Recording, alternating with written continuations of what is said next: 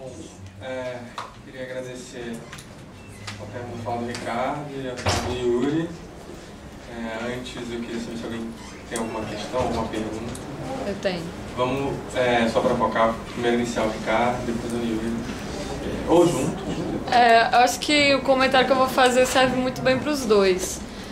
Mas perdoa se eu não vou saber fazer muito bem a minha cutucada, já que isso é um debate, né? Você falou da falta da vaia, vamos lá. Quando eu vi tua comunicação, eu falei, porra, de novo isso? Mas aí eu falei, ai, mas que bom se tivesse talvez uma ficção filosófica. Pausa, eu sou da filosofia. Eu sou extremamente acadêmica, mas eu tô um pouco de saco cheio de citação, entendeu? Eu acho que você pode falar na primeira pessoa, sem precisar citar Sueli Honig, apesar de gostar muito dela, entendeu? E questão de subversão e resistência é autossubversão. É se você... Enfim, é como o texto do Yuri, que aí pra grata surpresa o que eu queria que acontecesse, aconteceu com o texto do Yuri. Mas aí eu penso assim, ó, já vou fazer uma citação, a louca, né? Mas eu vou fazer uma citação porque acho que vale a pena. O Willem Flusser, que era tcheco e se autodenominou brasileiro, tem um texto que é do Vampiroteutes Infernales, e ele se utiliza de uma espécie de polvo do oceano para... Como no texto do Yuri, que ele pega a espécie do urubu, o irapuru-rei, para fazer uma metáfora.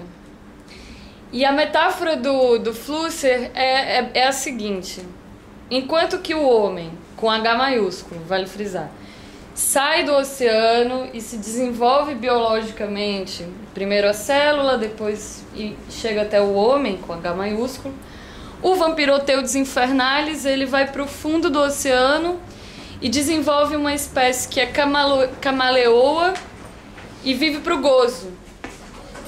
Ele se autoprotege e, assim, resumidamente, é para o gozo.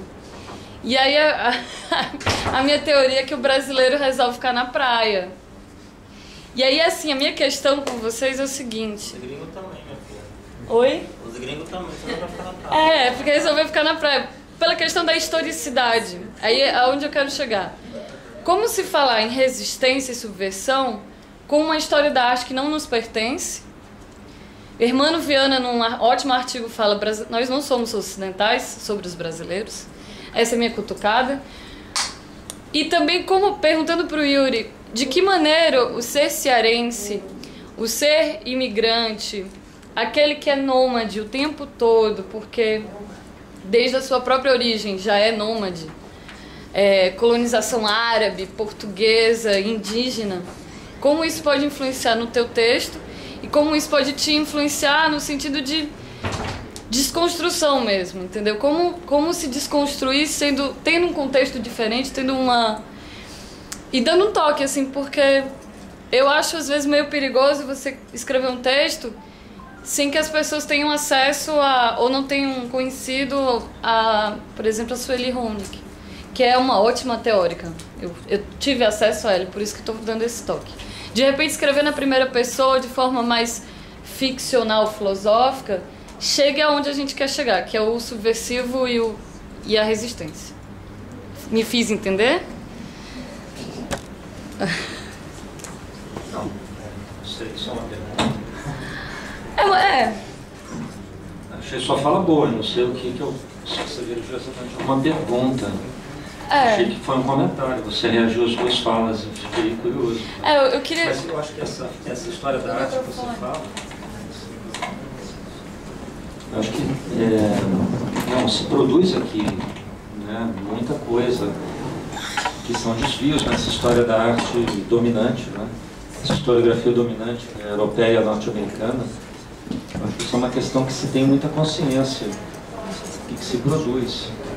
Talvez não tanto quanto a gente gostaria publicamente, assim, né, mas acho que existe sim uma coisa em curso de um pensamento que se pensa o Brasil em indiferença, a história, enfim, as ações dos artistas aqui em indiferença a essa historiografia dominante, né? Mas acho que é uma coisa em processo, mas que não se baseia em pensar uma história da arte brasileira fechada, né? Aqui no curso no qual eu trabalho, na UERJ, não tem mais, né? Não vai ter mais história da arte brasileira, só tem história da arte. E o Brasil surge no meio dessas discussões, né? E existe, talvez ter uma disciplina para pensar o caso brasileiro, algumas disciplinas, mas para pensar o que se produz aqui em diálogo com o planeta, e não só com a Europa e Estados Unidos, enfim, mas uma coisa que está em curso, né? Em processo. Ou causo, né? Oi? Ou causo. O caos é bom. Para o Yuri, eu queria saber mais por essa questão da influência do ser cearense. Como te move isso? Do ser cearense é diferente. Ser é uma questão de essência. Qual seria a essência? Mas isso é uma pergunta mais difícil. Diz na escrita desse texto específico, não? Pode ser na vida também. Fala a sua essência, por favor. Firme. Firme. Pode ser debochado. Na verdade, assim, eu tô sentindo você quase uma Ariano Suassuna. O próximo. Não, eu acho que tem algumas questões em alguns trabalhos meus específicos que tratam de problemas específicos de Fortaleza. Mas não saberia como te responder. Acho que, sobretudo porque eu morei muito tempo lá, mas também parte de uma série de... Aliás, meus trabalhos surgem em outras inquietações que muitas vezes não se restringem até porque eu nem sei muito bem o que é, como você mesmo falou, essa miscigenação forte no Ceará. Eu acho que eu nem sei o que é esse ser cearense, né? Agora, o fato de viver lá e uma quantidade enorme de trabalhos lidam com questões muito particulares, muito específicas, muito pontuais, de alguns problemas que eu vejo ali, mas que eu tenho plena consciência de que não se reduzem às fronteiras alencarinas, às fronteiras do Ceará. Acho que é um pouco isso, mas independente de ser de lá ou de não ser, assim, tem outras questões que acho que perpassam assim, por lá, mas que também coincidem com outros lugares. E tem outras, como eu falei, que são mais específicas e pontuais. Mas não saberia como te responder. Em relação ao texto, é isso. Esse texto eu fui escrevendo para escrever sobre o Técio, que é um desejo que ainda esse texto eu continue a escrever, enfim. Mas acabou que o texto foi me levando para um lugar meio mesmo de árvore migratória. Assim. Fui meio que planando e tinha esses voos picados. Sim. Depois a gente conversa direitinho. Precisa usar o microfone? É melhor? Não precisa. Fala alto. Então fala alto. Tá. Bem, vou falar aí pra vocês que estão aí, né? O que anotei aqui, que são coisas que vem pensando aí, vivendo também, né? Mas principalmente assim, que o que você falou que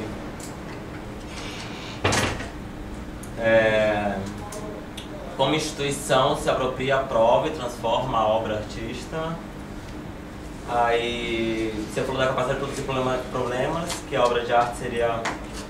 Aí eu coloquei artes que produzem problemas ou negação no mercado.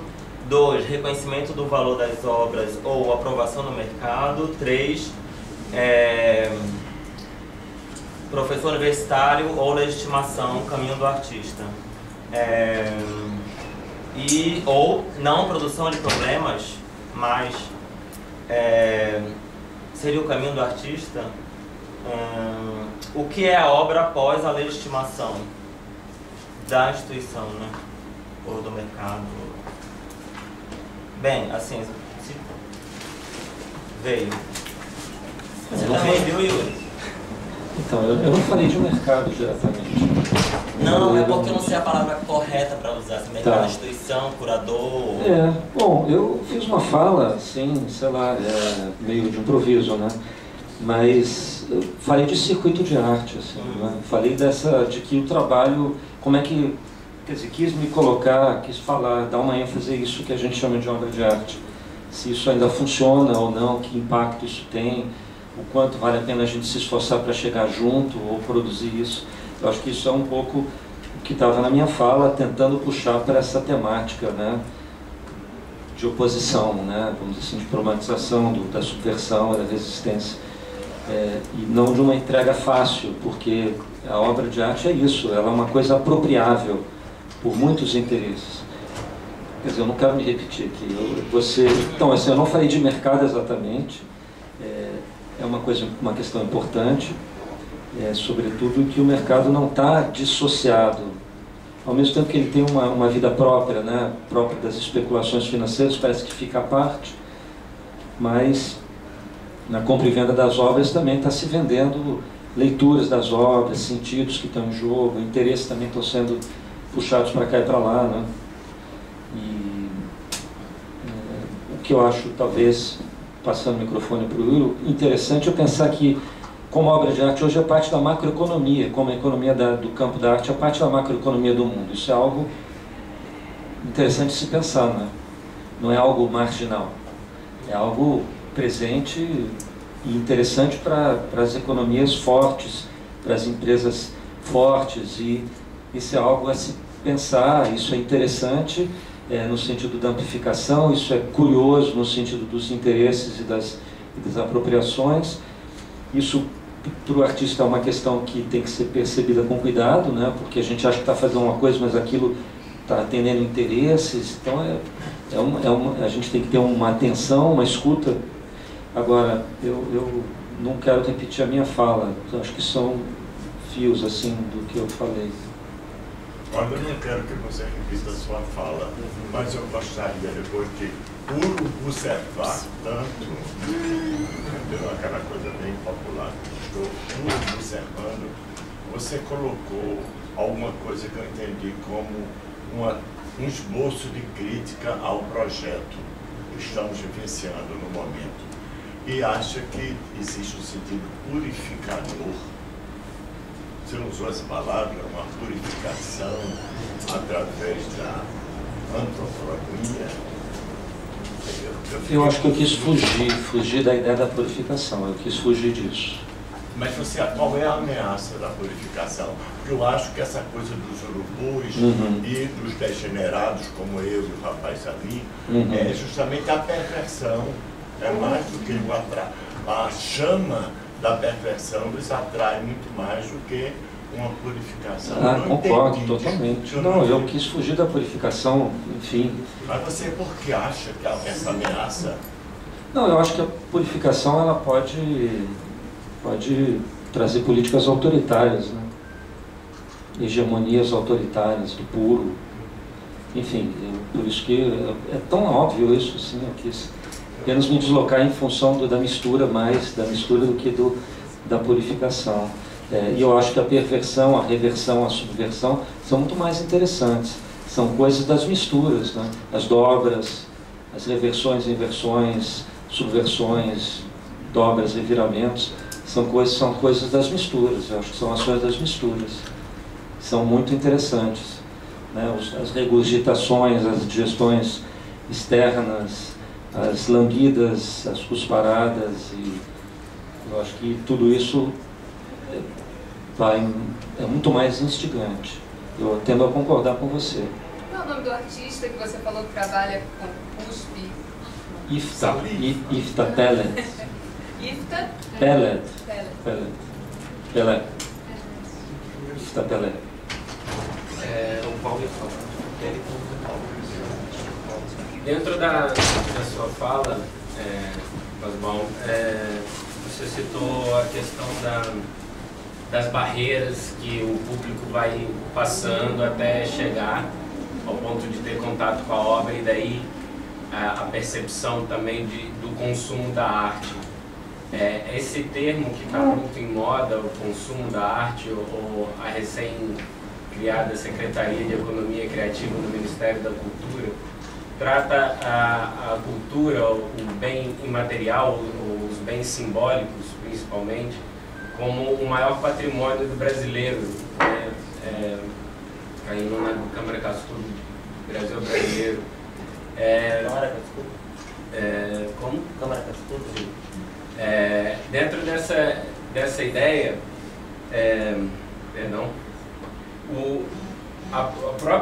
a gente, na verdade, meu objetivo aqui é até perceber essa questão do consumo, da antropofagia, da ideia que a gente está elaborando numa pesquisa de consumir a cidade, e a gente vai consumindo a cidade cada vez mais, e a própria ideia da Bienal espalhada pela cidade, e a gente vai consumindo aquilo até chegar a consumir a própria cidade. No plano da economia criativa, da Secretaria de Economia Criativa, trata-se a cultura como um bem que vai valer mais que o petróleo, por exemplo, em breve. E é muito comum a gente ver muitos estrangeiros falando que o foco das atenções está no Brasil e que a nossa cultura está sendo exportada e que está sendo consumida e que aqui é o lugar. Para vocês, para a mesa, o brasileiro está preparado para consumir a sua própria cultura, para resistir à sua cultura, ao invés da forma antropofágica de consumir a cultura globalizada e reinventar a sua cultura para receber para os mega eventos manter a sua identidade enquanto brasileiro, ao invés de consumir e reinventar a sua cultura, sabendo que o foco do mundo daqui nos próximos anos sem regurgitar essa cultura globalizada, o brasileiro manter-se cearense, manter-se maracatuzano, manter-se coco de roda, manter-se recôncavo, no ponto de vista de vocês, dentro dessa ideia de resistência e subversão, antropofagia, consumo. Eu posso fazer uma pergunta para ele? Claro, debate, Você está trazendo algum forma de nacionalismo, assim, dentro dessa questão? Não. De uma proteção, de uma identidade nacional? Não é meu objetivo. Acho que é mais uma questão de subjetividade que pode se perder com esse autoconsumo. Não? Vamos lá, dizem. Você ia colocar algumas coisas? A primeira é que eu também tenho entendido que você deplorava uma possível ideia de pureza na antropoemia. Porque, na verdade, a antropoemia é o momento que você vê a mistura. A mistura no seu os aspectos repulsivos. Na antropofagia, você, em princípio, vê a mistura de uma maneira que é diferente do canibalismo, né? Até porque há muitas antropofagias, negativas, positivas, etc. Né? Agora, nesse processo também da questão da crítica à Lévi-Strauss, isso, Clarissa, foi muito importante na exposição que a gente fez no ano passado no Itaú, contra o pensamento selvagem, que era fugir do binarismo de Corbusier, de Lévi-Strauss, ao mesmo tempo entendendo que existem certas instâncias que se tocam, como a questão da mistura que ocorre nos dois. Eu, anteontem, me perguntava se o aspecto repulsivo do vômito não seria o limite do burguês, Oswald de Andrade, né, como imagem. Porque o canibalismo já está totalmente domesticado desde o século XVIII, quando a Europa abandona o canibalismo do outro e volta para o canibalismo de Dante na Divina Comédia, ou seja, volta para o canibalismo enquanto uma ideia cultural. Nesses termos ainda, eu acho que no Brasil existem certas questões que são silenciadas porque você homenageia a qualidade. Ronaldo Brito é um momento de ruptura, mas silencia Mário Pedrosa. Não se cita mais Mário Pedrosa. Mário Pedrosa hoje está fora do baralho, né? Ou seja, porque Mário Pedrosa disse que a arte para o mercado é um presunto como outro qualquer. Se Ronaldo diz que, do seu melhor livro, que para mim é o neoconcretismo, se ele diz que o mercado é a instância que inscreve a arte na história, daí vai dar o da arte vai dar essa situação onde hoje no Brasil você não sabe se o cara é crítico, não estou falando dele, né? Mas você não sabe se é crítico do departamento de marketing. Depois eu acho que você apresentou uma ideia, que talvez você tenha entendido mal, de uma possibilidade de uma pureza no artista. Eu acho que o artista hoje, na sua maioria, principalmente em alguns territórios, ele é um multiplicador do capital, né? Ele faz a obra e liga para o marchand, está pronto. Aquilo que você pediu para fazer assim, muitas vezes, já está pronto, né? Então é um processo de associação, né? E não podemos esquecer que tão importante quanto a crítica é o press release, é a contratação pela galeria, com a anuência do artista, de um assessor de imprensa, que hoje é um lobista, para conseguir um lugar, a nota, eu estava num júri para escolher o curador da Bienal de São Paulo, ligou uma galerista, não para mim, mas ligou para uma crítica estrangeira que estava comigo, uma galerista de São Paulo. Existe uma tal confusão que ogoza todo mundo, ou vamos dizer que estamos todos sujos. Porque como é que a gente trabalha isto como um campo de possibilidade? O que sobra depois de reconhecer que hoje, para mim, o principal não é falar de quantas vezes eu fui censurado. Eu sou viado. Isso no Brasil significa que você está fora da discussão. Você pega o urubu do Nuno Ramos e ele termina o texto com uma enorme afirmação homofóbica. Como é que pode isso? Ninguém fala nada. Coitado do urubu censurado, né? Mas todos os viados são autoritários porque querem uma grande crítica que fala da subjetividade, do capital, etc, etc, etc, é homofóbica. Uma vez eu apresentei o Michel Grossman, ele falou, eu pensei que você fosse mais uma estética de viado. O que é isso? Né? Este corte na carne, eu vivo há 40 anos. Né? Como muitos outros artistas, né? E etc. Fulano, não se trata disso. Por exemplo, na última Bienal, achei um gueto gay. O que é isso? Por que tem um gueto gay? Olha como eu sou legal aqui, ó. Aceito a arte da afetividade gay. O que é isso, gente? Por que tem que ser separado? Né? Então, eu acho que hoje uma das questões nodais na liberdade, na aceitação do outro no Brasil, é acabar com a homofobia. Porque é um valor, é um processo de desvalorização, de desqualificação, de censura, etc. É a minha experiência pessoal. Né? Decida ao seu ponto mais imediato, direto. Por isso eu repito, eu anotei no meu caderninho aqui, desconfio do vômito purificador. Temos que desconfiar de muitas outras coisas. Você disse isso, é por isso que eu fiquei encucado quando você disse, eu anotei, desconfio do vômito purificador. Eu achei que nós, aqui degenerados ou não... Mas o que você achou? Você acha o quê? Eu achei que você estava criticando o nosso evento. Mais criticado do que o resto. Pode falar uma frente de guerrilha. Problematizando. Mas você desconfia mesmo do vômito purificador, desconfia de tudo.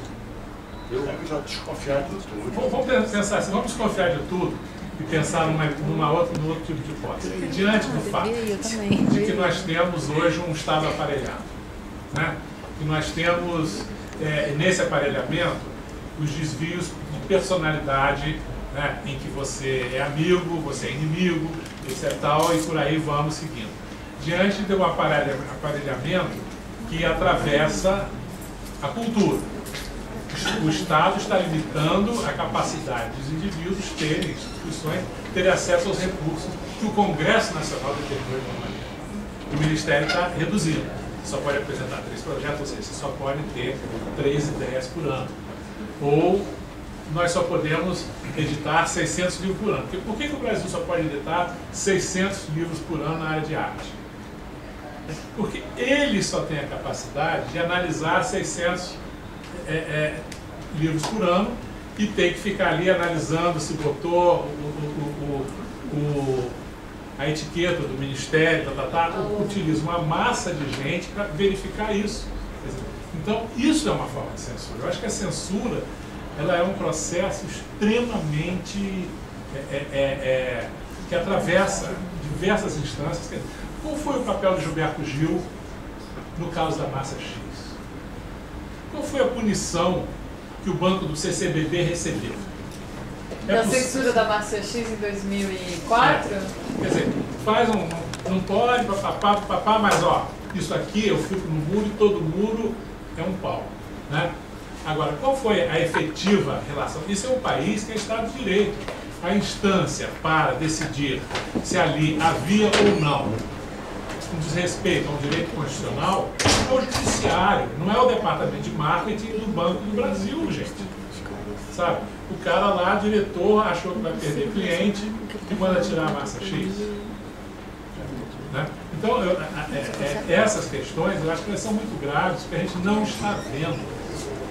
A gente só pensa em censura em termos de tirar a obra do lugar. Né? Mas existem essas censuras extremamente subreptícias. Sim, projetos que não Você são... acredita que possa haver um Estado sem aparelhamento ideológico? Eu acho que não, mas eu vou combater todo o aparelhamento que não de frente. Do Estado, do Sé. Mas a questão é que... Como se fosse uma coisa atual esse aparelhamento. Então, para mim, tem a minha idade, eu sou velhinho. Esse aparelhamento... Sabe, quem leu o Sé sabe disso. A gente leu o Sé na infância. Pode haver um Estado sem aparelhamento? Não existe, mas o que eu posso dizer... Isso hoje está pior do que era antes. Com Vargas, com Lula ficou pior do que eu acho que é com com Vargas. Lula, não. Eu acho que é com atores específicos. Eu acho que o Lula não está nem aí para isso. Eu não acho que é isso, não. Eu acho que ali tem um teatro de partidas e tal, e tem as instâncias que navegam no lado narcisista, sabe? Posso fazer um adendo? Eu acho que é mais uma questão de como pensamos a questão público-privado. E isso implica o próprio cotidiano de quem é estudante, de quem é artista.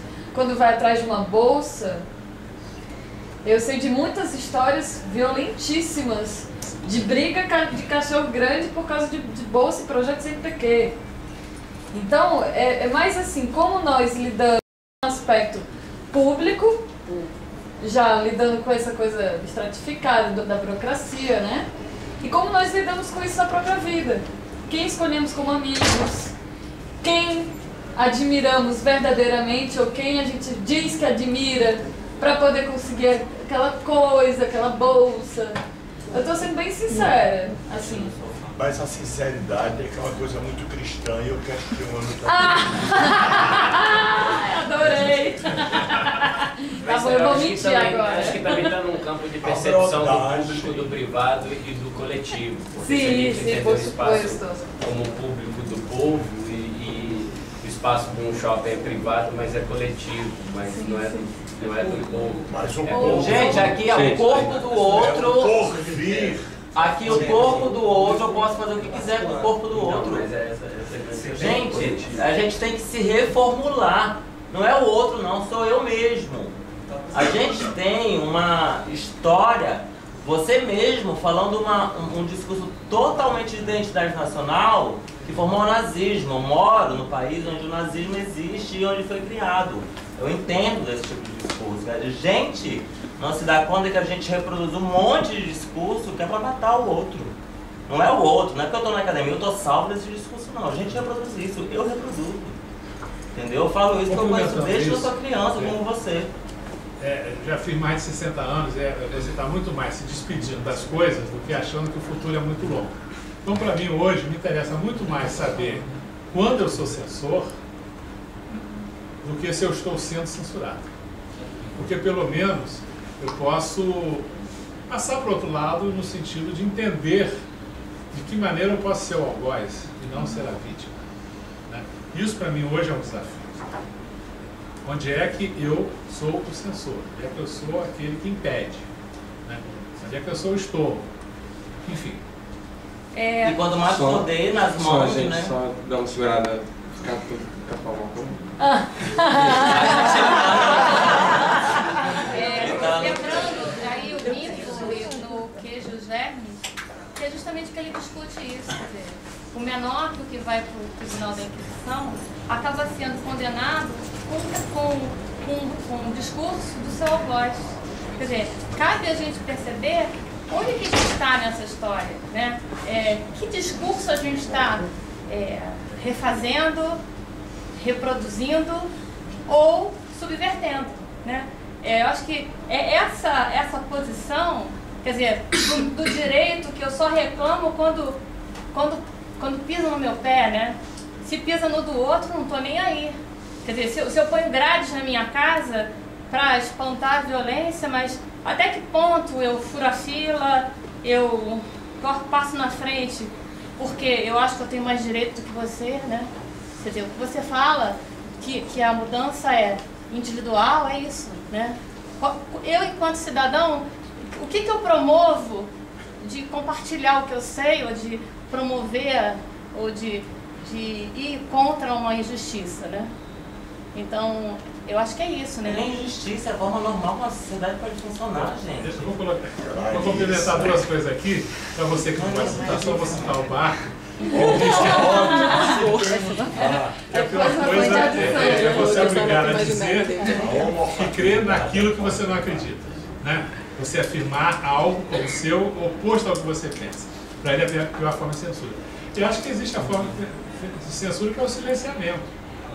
Que esse talvez seja o pior de todos.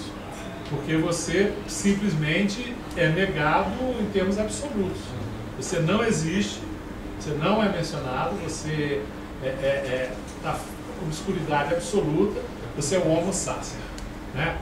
Esse conceito daquele que está fora da ordem jurídica, fora da ordem dos direitos, aí eu acho que entra a questão do Estado nacional, etc. Porque a gente fala muito de que hoje o mundo está sob fronteiras, mas se impede a constituição do Estado de Israel, da Palestina. Por quê? Né?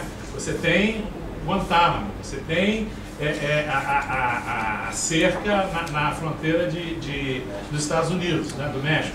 Ou seja, você não tem no norte, você tem no México. Enfim, então você tem um momento em que a ideia, o limite, que a arte se sobrepõe aos limites do Estado, eu acho que num certo momento você se confronta com uma certa questão que é em situações radicais, aí você está o Levinas. Ai, que lindo!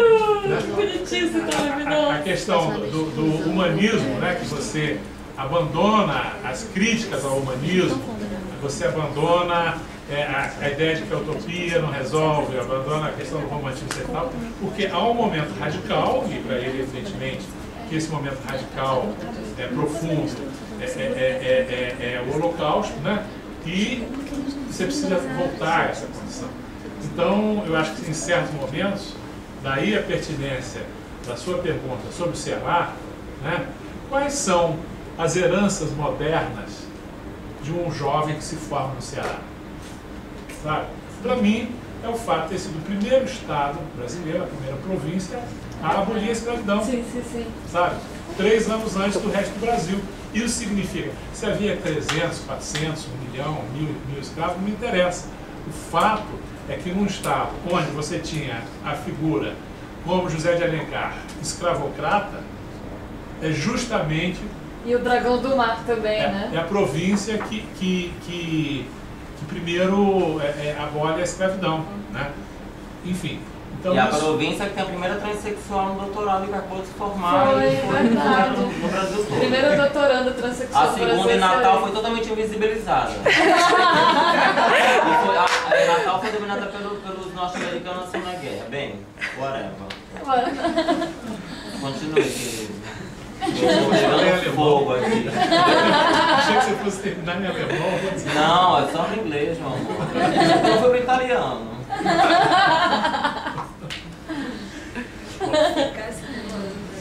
Eu queria fazer só um comentário em relação a Deixa eu virar para você mesmo. Porque, enfim, eu acho que a ideia, enfim, eu falando é diferente de qualquer um dos outros organizadores falar sobre o que é antropoimia, etc. Porque realmente a antropoimia não existe enquanto definição conceitual e é disso que trata o seminário. Assim, eu acho que o texto é muito claro quando diz que a antropofagia foi pensada em milhares de formas e a antropoimia não. Ela restou de fato como um grande tabu da forma tal qual ela foi colocada por Lévi-Strauss em 55.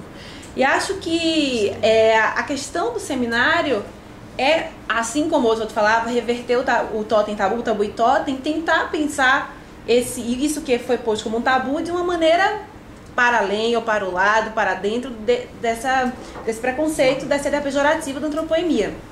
E quando você coloca aqui na sua fala, que eu acho bacana, que não existem definições estanques, certo e errado, é isso que a gente propõe, é tirar, né, ao lugar, enfim, tirar não, mas abrir esse lugar do errado em relação à antropoimia e da antropofagia como um certo universal, né, que de alguma maneira está colocada, né, com a coisa da responsabilidade social, etc. E tentar brincar com isso e colocar isso, a gente fala o tempo inteiro em forma, em estabilidade, né, então acho que é mais nesse sentido. E o que eu achei curioso é que a fala de Paulo na abertura, vindo da arte, entrou muito mais facilmente na proposta do seminário, que termina dizendo que isso é um convite à invenção, que o seminário é um convite à invenção, é pensar essa sugestão de antropoimia a partir do lugar da invenção que a arte propicia, pensar como a fala dele assume isso com muita beleza, enfim, e como a mesa de ontem, sobretudo o Coco, reage, tal qual o Eduardo também, mas de uma maneira que é muito própria de uma ideia de ciência, eu acho. Então, eu percebo que, e eu vendo a reverberação do seminário, e a carta de Eduardo, e as coisas no Facebook, todos os comentários, enfim, como que mexer com uma coisa que é tabu, com a ideia que é tabu, que não foi pensada, e propõe invenção em cima dela, gera um mal-estar absurdo, que é, na minha ponto de vista, o que é a força da arte ainda, né? Que é essa potência, assim. Então, isso acho que é como, de alguma maneira, a arte, a experiência estética, o sensível ainda pode contribuir para o mundo, que é como você colocou. E acho que você, no seu discurso, tem isso, assim, teoricamente colocado, né? Quando você fala da Bienal, enfim, da relação que ainda é possível, ali, micropolítica, etc. Ao mesmo tempo, não se permitiu a isso em relação à antropoimia, por tudo bem também, não precisa permitir, não é, tipo, enfim, não é isso. Mas eu acho que isso também sinaliza um ponto, isso é de alguma forma um sintoma do lugar da arte hoje. Porque você tem uma pulsão gigante de invenção que é própria da criação, que de alguma maneira está refreada também pelo seu próprio campo e todas as implicações e do percurso que o cidadão faz hora de acordar até ver a obra, né? Que é tudo isso que você narrou pra gente. Então, esse lugar entre a invenção máxima e toda a retranca e toda o freio, todo pisar na embreagem, para dizer o freio que a gente enfrenta, é o que me saltou aos olhos. E acho que o seminário, de alguma maneira, está me fazendo ver isso, viver isso na pele. E eu ainda estou com a invenção. Só queria colocar uma coisinha antes de você falar, para a gente encerrar.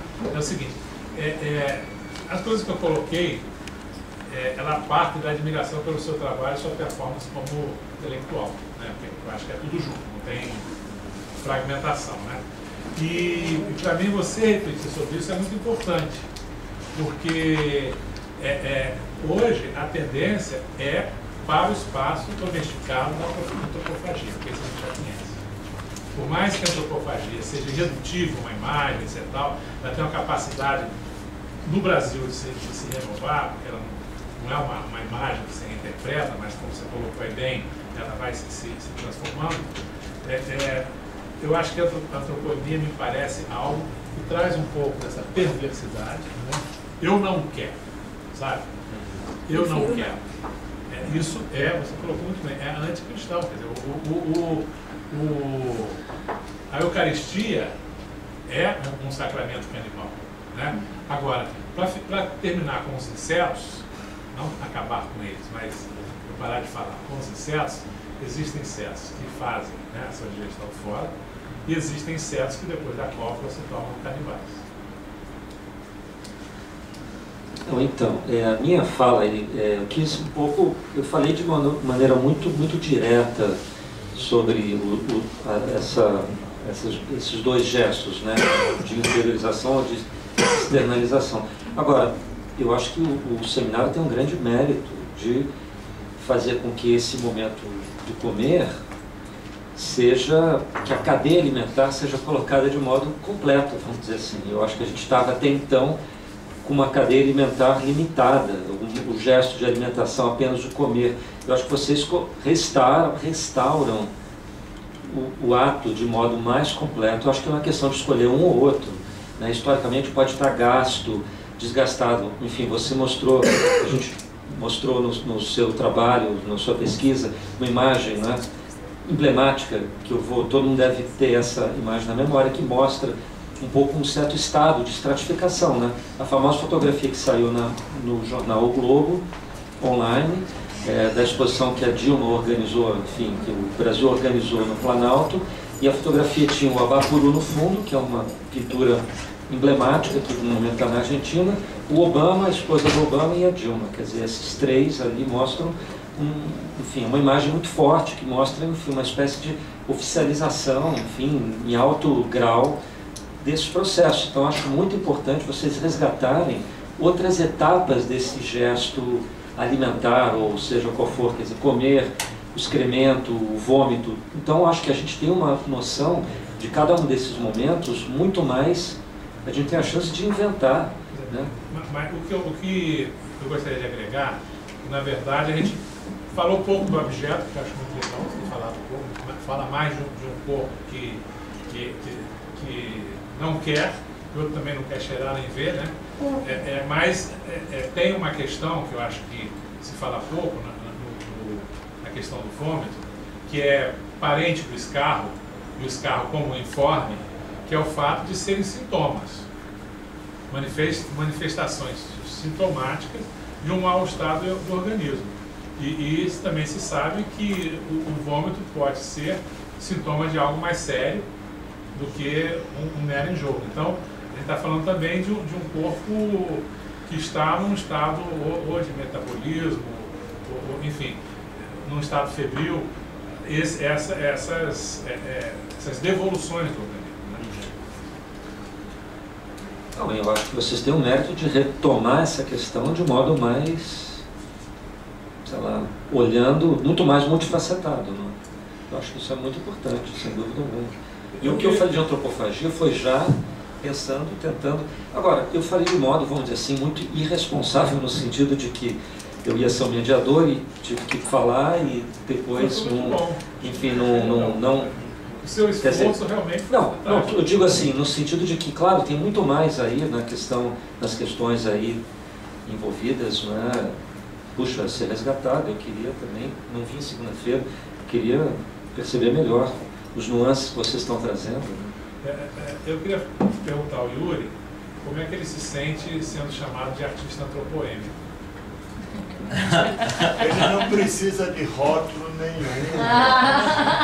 Eu acho que a grande conquista da contemporaneidade é tentar abolir com os rótulos. Mas eu quero fazer um comercialzinho da antropofagia. Eu sou sobrevivente da Bossa Nova e também um trocado. Então, ajudar a gente ficar com essa antropofagia de uma maneira mais engraçada é ouvir o disco novo da Rita Lee, Reza. Porque a gente pode, no nosso discurso intelectualizado, adorei ouvir Barthes aqui citado, mas eu acho que o disco Reza, da Rita Lee, coloca isso tudo, porque de repente parece que a antropoemia vai ser a invenção e a outra antropofagia já está totalmente dominada pela comercialização. E isso é um embuste também. Isso é uma utopia frustrada antecipadamente. Quer dizer, é uma ilusão à toa, para citar a Bossa Nova. Para citar Eduardo. É bom que deu tempo de... Somos todos simples de o problema é esboçar aqui uma resposta, Paulo. O Paulo escreveu, como a gente falou no primeiro dia, um texto onde ele vai meio que cartografando vários artistas dentro de um artista, e um deles é o artista antropoêmico, né? Eu lembro quando eu li a primeira... enfim, a primeira imagem que me veio foi o Bartley, né? Se preferiria não. mas é uma negação muito afirmativa, né? Eu acho que é um pouco o meu processo. Eu nem conhecia esse termo, para ser sincero, até ter lido o teu texto. E acho que ainda nem conheço também, continuo sem conhecer, mas acho que é isso. Acho que inclusive, Pedro, quando tu pergunta em relação a essa questão da legitimação, de como não ser capturado, como não ter o trabalho amortizado dentro das instituições, seja o mercado, seja instituições como museus, enfim. Eu acho que a nossa capacidade, que o trabalho tem ou não de produzir problema, como o Basbal falou, é manter esse movimento. Eu daria essa resposta também um pouco urubu aí também, mas eu acho que é manter esse movimento e eu acho que isso, talvez o... E como curador, eu acho que, não sei se o Clarissa concorda, a exposição que a gente fez, a 4 mãos, né, a 8 mãos, eram 4 curadores no Instituto Cultural Itaú, chamava Contra Pensamento Selvagem. Na verdade, foi uma exposição antropoêmica, no sentido de que ela estrebuchava, mostrava as vísceras, ela tinha que ser limpada permanentemente, ela tinha que ser higienizada o tempo todo, né? Analisar o tempo todo. Ela era um incômodo que não passava, né? Porque não era uma exposição antropofágica no sentido que metabolizada, virou símbolo, virou linguagem, papapá, está resolvido. Não, aquilo foi algo que até o final eu recebi um telefonema do Itaú às 9h30 do dia 31 de dezembro, no Rio de Janeiro, na praia de Copacabana, no Réveillon. Então, eu acho que aí está lá, né? Enfim, então essa capacidade, então, que foi ali, eu acho que de trazer uma arte que pudesse friccionar o espaço institucional, o programa, porque era assim, os curadores que mais fizeram exposições na década, né? É isso, né? Vou chamar curadores que não fizeram muitas exposições, gente que nunca tinha feito uma exposição, praticamente, né? Enfim, o tempo, e quanto mais pediam para tirar, mais eu botava, né? Ou seja, assim, tem que diminuir a exposição, então eu diminuí o espaço da exposição, né? E botava mais artista, né? E ia criando mais confusão e mais indigestão, né? Porque digamos, a intenção de normatizar, de apaziguar o espaço, a gente não aumentava o espaço, a gente deixou as paredes, tinha sobra de espaço, porque a ideia era ir transformando aquilo num processo de pressão, né, para ver como implodia. Né? Parabenizo por essa investida forte no Itaú e faço em outros bancos também, que são generosos. Cadê a Jaqueline? Não é isso? Santander precisa também receber uma história dessa. Não é isso? Vamos, sem medo. Arte é risco. Mas não é serviço para banco, né? Eu acho que até um dia conversando com a Clarissa, em função das coisas que a gente enfrenta no projeto do Mar, né? A gente falou assim, vamos reler Brecht, né? Essa ideia de como é que você negocia as possíveis, né? Em vez de ficar fechando os espaços porque você quer o ideal, como é que você abre espaços negociando as possibilidades táticas naquele momento para conseguir um espaço tático, um avanço tático, né? Isso não quer dizer que seja conceder, né? Uma estratégia em que você produz aí um diálogo, até aqui eu posso, senão vou fechar a exposição. É isso que a gente quer? Não sei. A gente queria discutir o contra-pensamento selvagem. A gente não queria mais discutir bicho morto, sabe? Bicho trabalhando em arte, porque isso é o que os ecos-chatos querem, né? Então não vamos botar bicho para... Vamos para a psicanálise selvagem. Sabe, claro, não ficar só. Agora que eu acho isso, temos que reler Brecht, Baal, ouvindo reza de Rita Lee. Baal, por favor. Não é a doutrinação, não. É a coisa explosiva do reza. Ouvindo Rita Lee. E o Recanto Gal, por favor. Que não tem nada de adocicamento tropicalista, tem coisas fortes lá na letra do Caetano, uns outros poderes, não só do Banco Itaú, os outros poderes estão difusos, minha gente. Obrigado. Então, agradecer por aqui essa a mesa, né? Já deu nossa hora. Obrigado, Ricardo. Obrigado, Yuri. Só para avisar, amanhã a gente vai estar dividindo o espaço, vai começar aqui a quarta, depois a gente vai continuar a segunda parte no 11º andar, onde é o Instituto de Arte da UERJ. Tá? Às 7 horas vai ser lá. Vai ser lá no 11º. Divulguem na internet, por favor. Produção.